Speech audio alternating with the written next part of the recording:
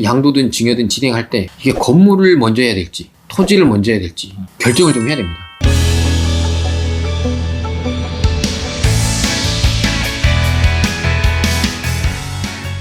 문제를 남겨주시면 답은 저희가 찾겠습니다. 저희가 지난 시간에 부동산에 대해서 승계든 네. 매수든 이런 과정에서 법인을 많이 활용한다라는 내용의 영상을 찍었고 그런 문의가 많은데 오늘은 이 연장선에서 조금 더 구체한다 그러면 부모님의 네. 부동산을 자녀 법인으로 혹은 자녀가 승계받는 방법에 대해서 조금 얘기를 해볼게요. 네네네. 일단은 뭐 오해 없으실 게 부동산이라고 하는 건 여기서 주택을 제외하고 있다. 맞습니다. 네, 주택을 제외한 뭐 기타 부동산이라고 이해를 하셔야 될 것 같고요. 지금 법인으로 주택을 투자한다는 건 국가에 반하는 겁니다. 죽일 놈 되는 거예요.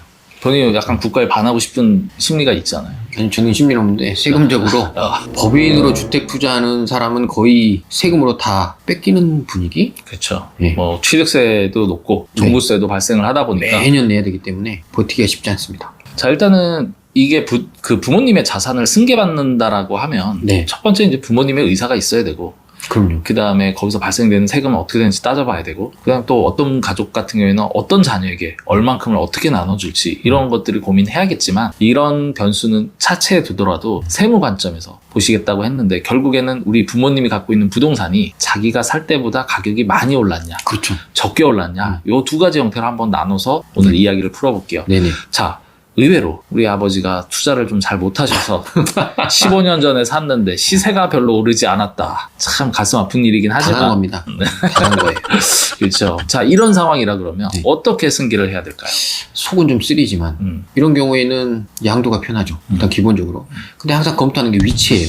저희가 항상 가족법이나 이런 전환을 볼 때 보면 부동산의 위치가 어디에 있는지를 봐야 됩니다. 이게 왜 그러냐면 이제 취득세 문제가 좀 있는데 과밀이냐 아니냐가 굉장히 큰 핵심이에요. 이게 두 가지가 있습니다. 본점이 과밀이냐, 부동산이 과밀이냐, 요거 두 개를 보는 건데, 일단 과밀에 있는 부동산을 법인이 사면 중과세를 내게 돼 있습니다. 그렇죠. 네, 취득세를 중과하게 돼 있는데, 이게 이제 핵심은 뭐 과밀에서 법인을 넓히지 마라 이런 거거든요. 인구 밀도가 너무 올라가니까 밑으로 내려가라 이런 의미인데, 법인이 과밀에 있고 부동산이 과밀에 있으면 중과되는 거예요. 근데 법인이 과밀에 있고 부동산이 지방에 있으면 중과가 안 됩니다. 이건 상관없으니까요. 그리고 법인이 본점이 지방에 있고 부동산이 과밀에 있어도 중과는 안 돼요. 이 경우의 수를 일단 따지는 게 가장 중요하고요. 내가 취득하려는 부동산이 중과가 될 거냐 안 될 거냐. 그냥 취득만 가지고 세금이 너무 차이 나기 때문에 이거 하나랑 또 하나는 시세가 많이 지금 안 오른 걸 가정했잖아요. 시세가 많이 안 올랐으면 양도를 했을 때 양도세가 거의 없지 않겠습니까? 그렇죠. 차익이 뭐 네. 없을 테니까. 그래서 이제 양도를 고려해야죠. 그럼 가족법인으로 양도를 한다. 그럼 필요한 게 뭡니까? 돈이 필요하죠. 그러면 법인에 돈을 넣을 수 있는 재원이 있느냐 없느냐 이걸 검토해서 가족법인을 활용하는 건데 개인과 다른 점은 개인 간의 거래 같은 경우에는 돈이 오고 가는 게 명확해야 됩니다. 물론 법인도 명확하게 오고 가는 건 있지만 세무서에서 보는 차원에서 특수관계자 간의 부동산 양도는 일단 기본적으로 증여로 간주하고 보는 게 있어요. 그런 부분이 법인하고는 좀 다릅니다. 그래서 재원 마련이 된다 그러면 가족법인을 하는 거고 또 하나는 자녀에게 재원이 없더라도 부모님께 재원이 있으면 이건 거래를 해볼 만하다.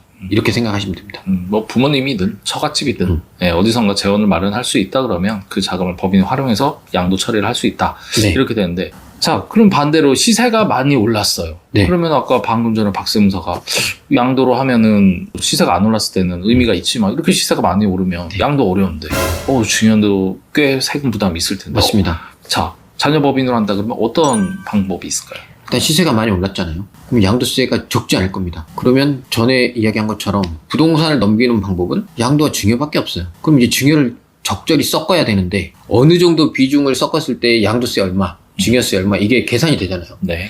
그러면 이걸 잘 섞어서 진행을 해야 됩니다. 근데 이제 생각할 게 시세가 올랐다 그러는데 그러면 건물이 올랐냐? 토지가 올랐냐? 그렇죠. 이걸 또 검토해 봐야 되거든요. 보통은 건물은 잘 안 오르잖아요. 그렇죠. 토지가 땅값이 올랐죠. 네, 건물은 잘 안 오르는데 임대를 한다 그러면 토지만 임대해가지고는 임대료를 많이 받을 수는 없습니다. 건물이 있어야 되거든요. 그래서 가족법인의 양도든 증여든 진행할 때 이게 건물을 먼저 해야 될지 토지를 먼저 해야 될지 결정을 좀 해야 됩니다. 건물을 먼저 하시는 분들은 명확해요. 임대료를 먼저 취하겠다. 그리고 쌓이면 토지를 어떻게든 또 취득해 보겠다. 이게 핵심이고 토지를 먼저 하시는 분들은 야 일단 토지가 급하게 오를 것 같으니 토지를 먼저 취득하겠다. 이거거든요. 그렇죠. 근데 이도 저도 아니다. 그럼 어떻게 해야 됩니까? 다예요? 지분으로 하면 돼요. 지분으로. 그러니까 토지와 건물을 이렇게 돼 있다고 치면 지분은 이렇게 자르는 거예요. 그래가지고 내가 감당할 수 있을 만큼 넘긴다. 그렇죠. 근데 그 방법이 양도냐 증여냐 이건데 궁극적으로는 아까와 똑같습니다. 결국에 본점의 위치도 봐야 되는 것도 똑같고 이제 양도 증여의 방법을 쓰는 거긴 한데 마지막으로 해야 될 거는 재원이에요.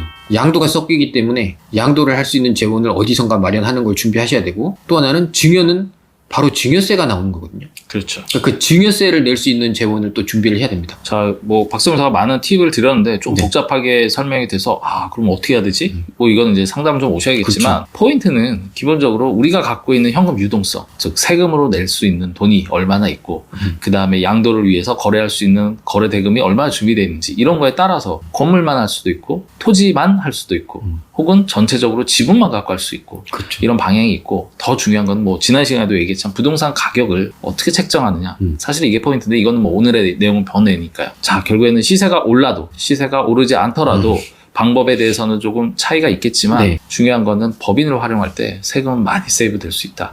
이렇게 이해하시면 좋을 것 같습니다. 자, 오늘의 한 줄 평 하신다 그러면 시세가 떨어지면 가족법인을 준비하세요. 시세가 올라도 가족법인을 준비하세요.